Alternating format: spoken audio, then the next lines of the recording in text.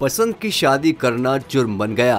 बेटी ने arrange marriage से 4 दिन कबल अपनी पसंद का इजहार किया तो बाप तैश में आ गया।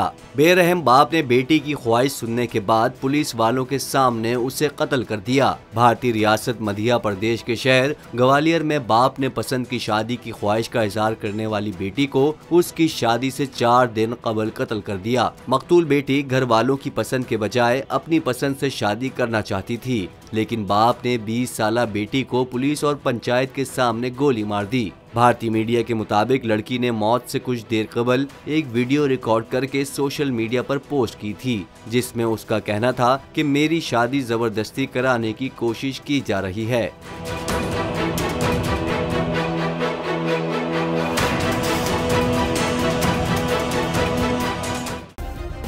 सब्सक्राइब करें और बेल दबाएं ताकि कोई खबर रह न जाए।